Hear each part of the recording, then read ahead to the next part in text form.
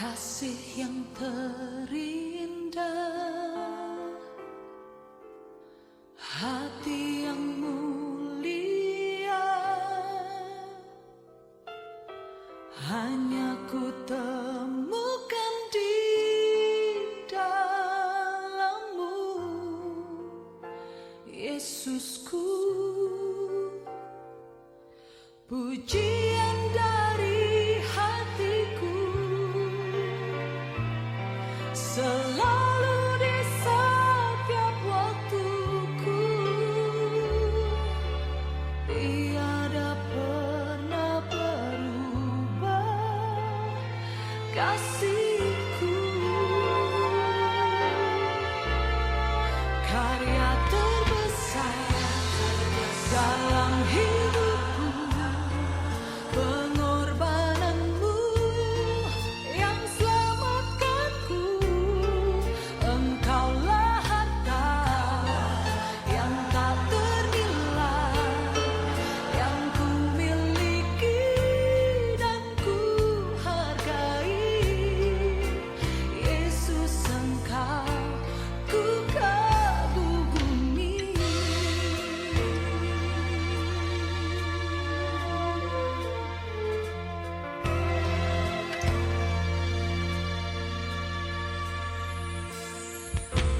Kasih yang terindah, hati yang mulia, hanya ku temukan di dalam-Mu, Yesusku. Pujian dari hatiku selalu di setiap waktuku, tiada pernah berubah kasihku.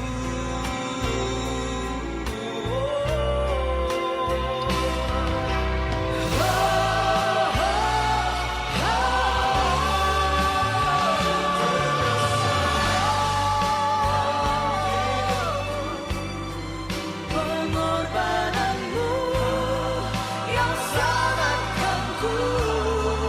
Engkaulah harta yang tak ternilai, yang ku miliki dan ku hargai. Yesus, Engkau ku kagumi. Kematian-Mu menghidupkanku,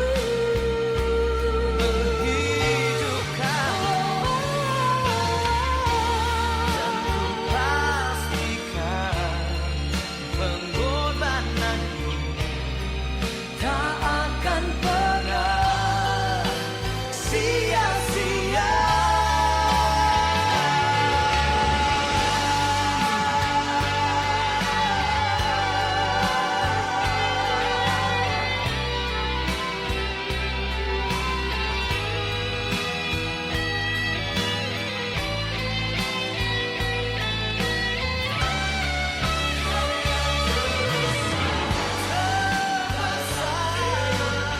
Dalam hidupku,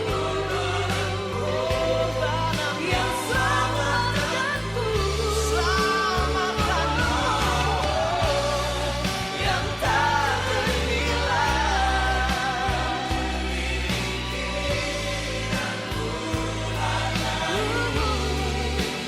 Yesus, Engkau ku kagumi.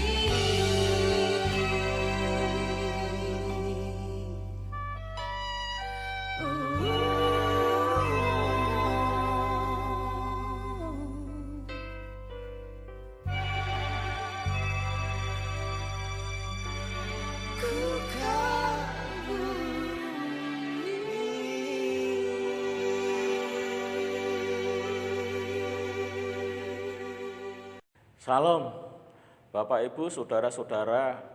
Pada hari ini kita perlu mengucap syukur kepada Tuhan Tuhan Yesus yang sangat luar biasa, di mana pada hari ini kita akan mendengar kebenaran firman Allah berkenaan dengan yaitu kematian Tuhan Yesus Kristus yang disebut Jemaat Agung pada hari ini.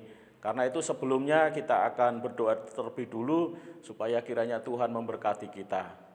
Bapa kami yang di surga, dikuduskanlah kiranya namamu, dibesarkanlah kiranya kuasamu, dari dulu sekarang sampai selama-lamanya.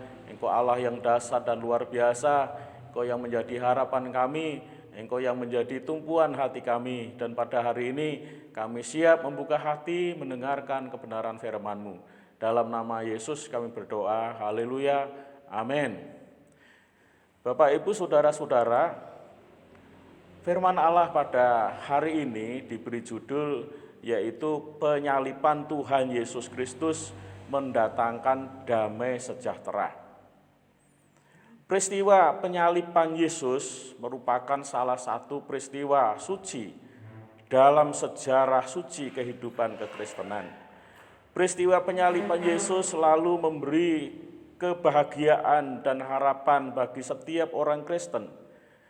Dikatakan demikian karena peristiwa pernyataan penyaliban Yesus selalu membawa makna yang sangat mendalam dan juga peristiwa suci yang sangat strategis di dalam dogmatika Kristen.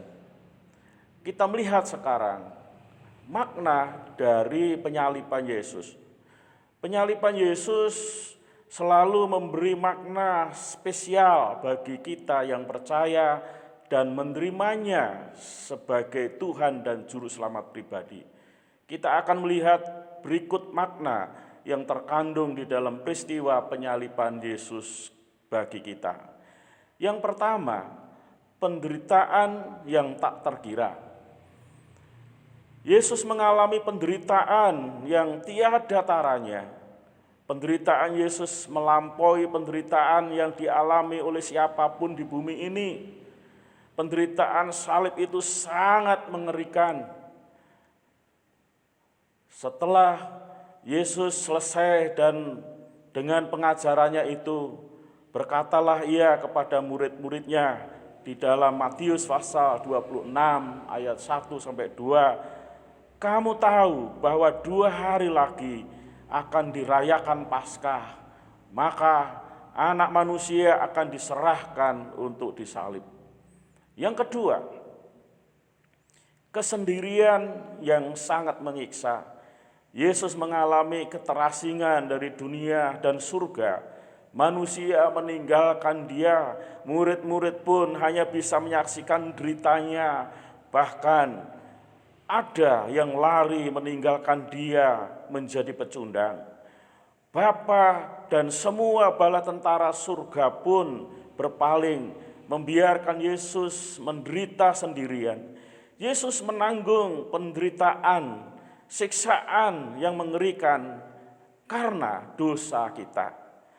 Bapak, Ibu, Saudara-saudara, di dalam kitab Matius pasal 27 ayat 45 sampai 46, penulis Injil Matius menuliskan demikian. Mulai dari jam 12 kegelapan meliputi seluruh daerah itu sampai jam 3, kira-kira jam 3 berserulah Yesus dengan suara nyaring, Eli, Eli, sabatani, artinya Allahku, Allahku, mengapa engkau meninggalkan aku? Mendengar itu, beberapa orang yang berdiri di situ berkata, ia memanggil Elia. Yang ketiga, Bapak, Ibu, Saudara-saudara, kasih yang tiada tara. Pengorbanan Yesus di kayu salib menunjukkan kasih-Nya yang besar kepada kita. Pengorbanan Yesus di kayu salib menunjukkan kasih Allah yang sempurna bagi manusia yang berdosa, yang rindu supaya mereka diselamatkan. Dalam Yohanes, dalam Injil yang ditulisnya menulis demikian, tidak ada kasih yang lebih besar daripada kasih seorang yang memberikan nyawanya untuk sahabat-sahabatnya. Yohanes pasal yang ke-15 ayat yang ke-13. Yang kedua, berkenaan dengan kuasa penyaliban Yesus. Di dalam peristiwa penyaliban Yesus terdapat kuasa yang sangat maha dahsyat bagi kita. Kuasa di dalam penyaliban Yesus itu sungguh menakjubkan bagi kita yang percaya dan menerimanya sebagai Tuhan dan Juru Selamat pribadi. Kita akan melihat berikut ini dalam peristiwa penyaliban Yesus. Yang pertama, manusia, yaitu yang pertama menggantikan manusia berdosa. Di salib terjadi transaksi antara Allah dan manusia melalui Yesus Kristus. Di salib terjadi pertukaran di mana Yesus harus disalib demi menanggung hukuman dosa kita, dan kita yang percaya kepadanya diselamatkan. Di salib terjadi perubahan status dari orang yang berdosa menjadi orang yang diampuni, dari hamba menjadi anak. Yesus menanggung sendiri hukuman dosa kita, sehingga pengorbanannya yang sangat luar biasa, kita menjadi sembuh. Rasul Petrus menulis demikian, ia sendiri telah memikul dosa kita di dalam tubuhnya disalib, supaya kita yang telah mati terhadap dosa hidup untuk kebenaran, dan oleh bilur-bilurnya kita telah disembuhkan. Dalam 1 Petrus pasal 2 ayat 24. Yang kedua, mendamaikan Allah dengan manusia. Melalui pengorbanan Yesus di atas kayu salib, tubuhnya yang terluka, darahnya tercurah hanya untuk keselamatan kita. Oleh darah Yesus kita dibenarkan, didamaikan, diselamatkan. Rasul Paulus menulis demikian, sebab Allah mendamaikan dunia dengan dirinya oleh Kristus dengan tidak memperhitungkan pelanggaran mereka. Ia telah mempercayakan berita perdamaian itu kepada kami. 2 Korintus pasal 5 ayat yang ke-19. Yang ketiga, Bapak, Ibu, Saudara-saudara yang kami kasihi, menyediakan kehidupan yang bakal. Melalui pengorbanan Yesus di atas kayu salib, kita bukan saja dibenarkan, diselamatkan, didamaikan, melainkan kita juga mendapat hidup yang kekal. Karena itu Rasul Paulus menulis demikian, sebab upah dosa ialah maut,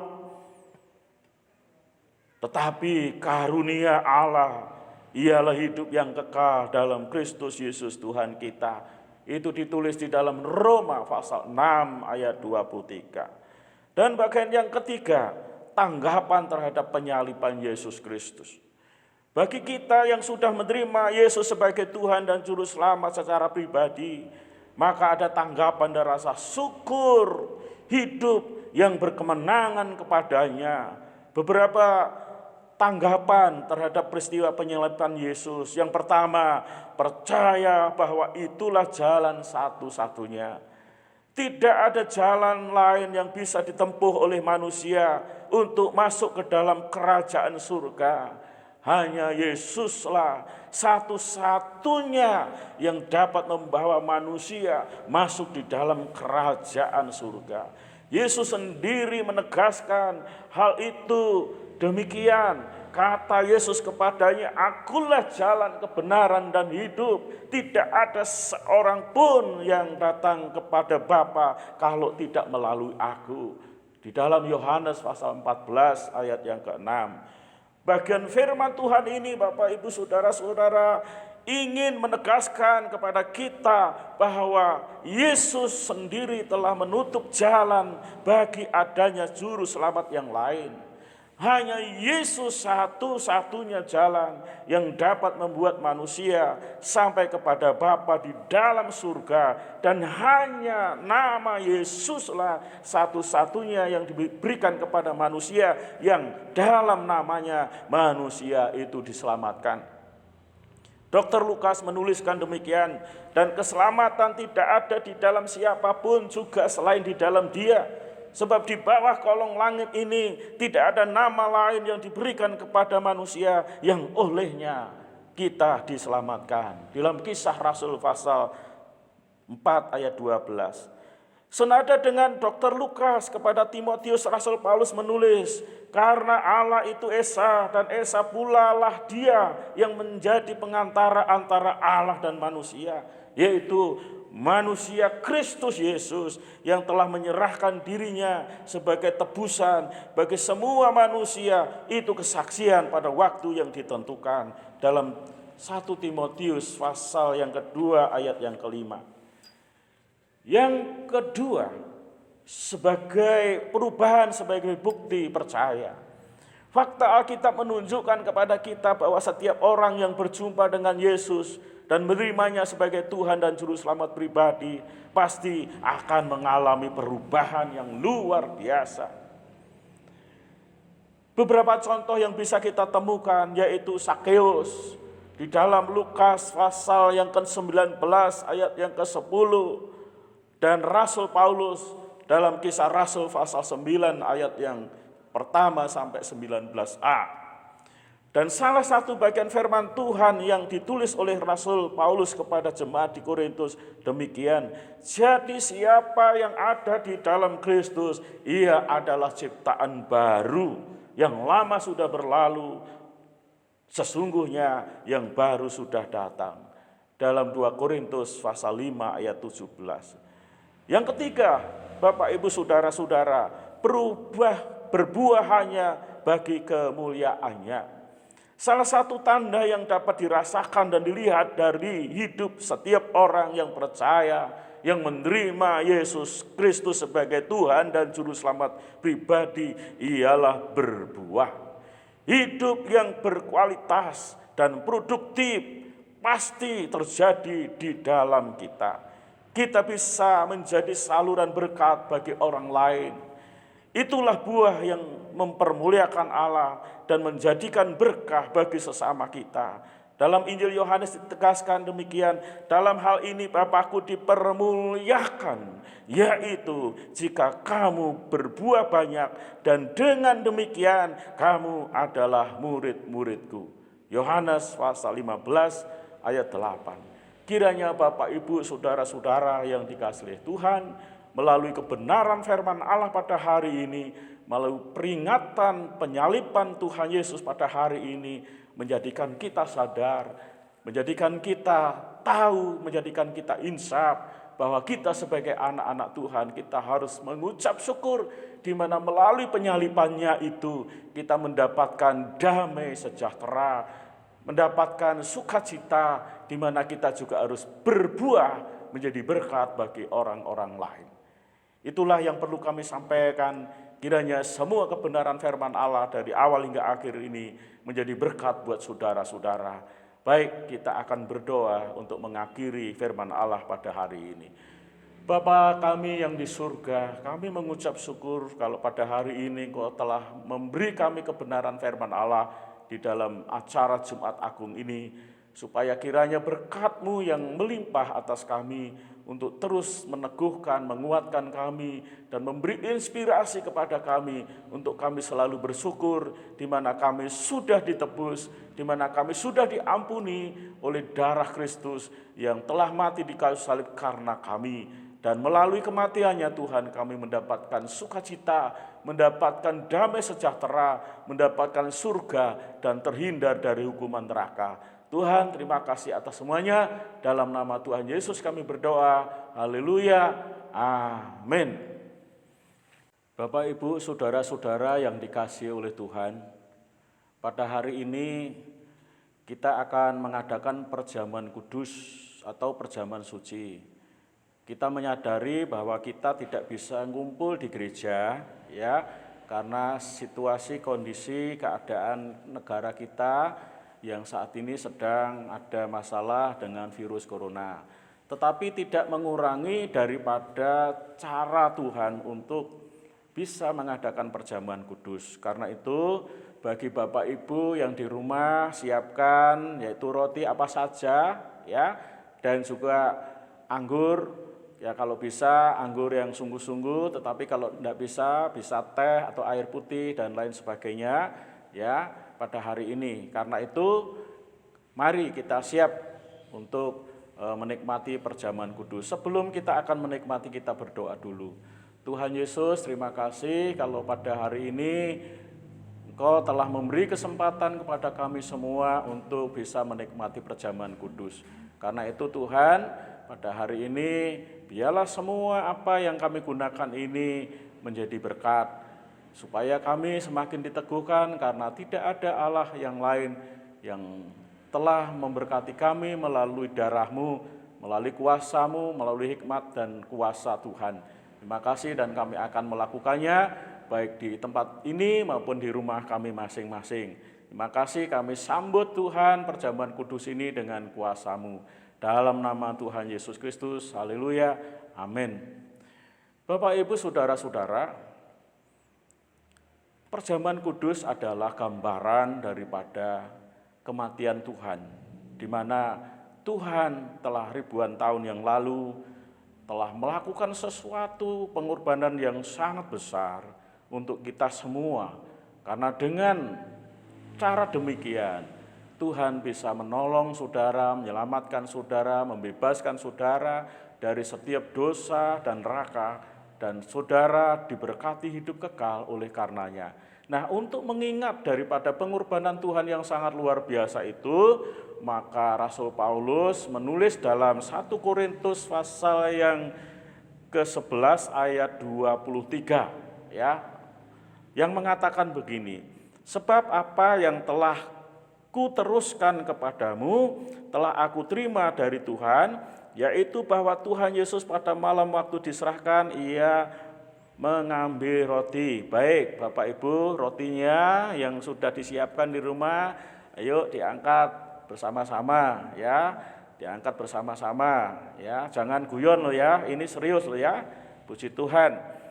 Dan sesudah itu ia mengucap syukur atasnya, ia memecah-mecahkannya dan berkata, inilah tubuhku yang diserahkan bagi kamu, perbuatlah ini menjadi peringatan akan aku. Mari kita makan roti ini di dalam nama Tuhan Yesus Kristus.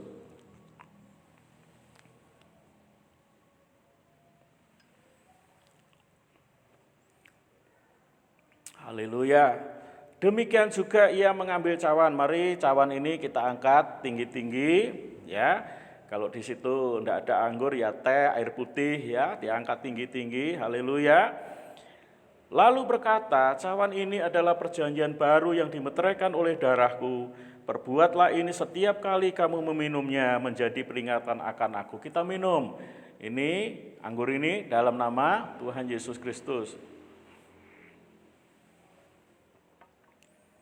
Mari kita mengucap syukur bagi Bapak Ibu yang hari ini ada masalah, cukup angkat tangan. Bagi Bapak Ibu yang sakit, tumpangkan tanganmu di tubuhmu yang sakit, mari kita berdoa. Tuhan Yesus, pada hari ini kami percaya Engkau telah memberkati kami dalam perjamuan kudus ini, dan kami percaya tangan-tangan kami yang kami angkat, Engkau akan lepaskan dari setiap beban berat dan masalah.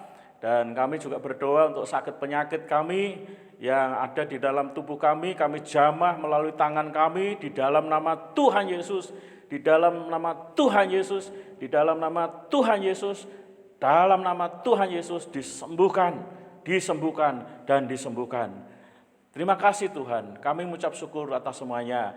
Nah, Bapak Ibu Saudara, kita berdoa ya untuk pemerintah yang saat ini menghadapi virus corona supaya Tuhan cepat ya singkirkan virus-virus itu. Mari kita berdoa.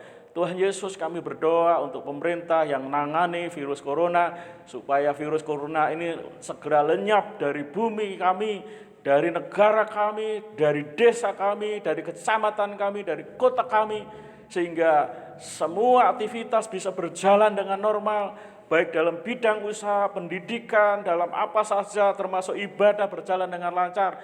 Kami berdoa di dalam nama Tuhan Yesus, kami berdoa di dalam nama Yesus Kristus.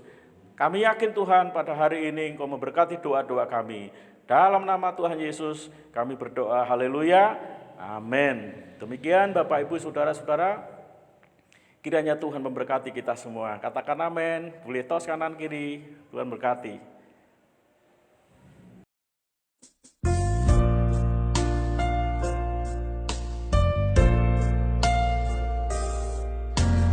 Oleh karena kemurahan Tuhan ku ada sampai hari ini.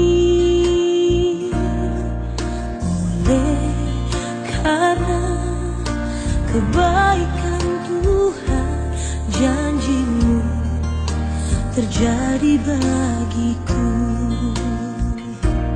Ku sembah Kau Tuhan, ku mengangkat tanganku, selamanya Kau ajaib bagiku. Ku sembah Kau Tuhan, ku mengangkat wajahku, selamanya Kau hebat bagiku.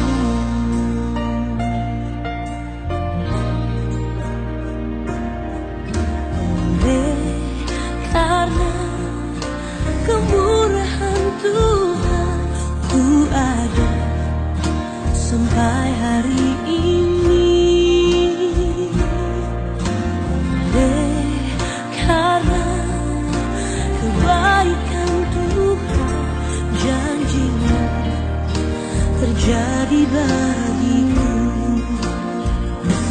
Ku sembah Kau Tuhan, ku mengangkat tanganku, selamanya Kau ajaib bagiku. Ku sembah Kau Tuhan, ku mengangkat wajahku, selamanya Kau hebat bagiku. Ku sembah Kau Tuhan, ku mengangkat tanganku, selamanya Kau ajaib bagiku. Ku sembah Kau Tuhan, ku mengangkat wajahku, selamanya Kau hebat bagiku. Ku sembah Kau Tuhan, ku mengangkat tanganku, selamanya Kau ajaib bagiku. Ku sembah Kau Tuhan, ku mengangkat wajahku, selamanya Kau hebat bagiku. Selamanya Kau hebat bagiku. Selamanya Kau hebat Bagiku.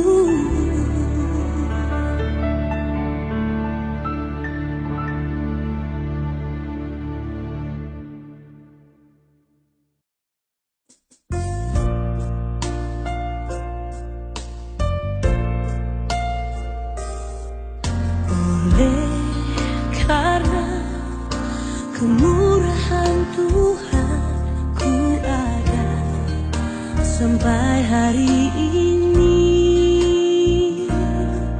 Oleh karena kebaikan Tuhan, janji-Mu terjadi bagiku. Ku sembah Kau Tuhan, ku mengangkat tanganku, selamanya Kau ajaib bagiku. Ku sembah Kau Tuhan, ku mengangkat wajahku, selamanya Kau hebat bagiku.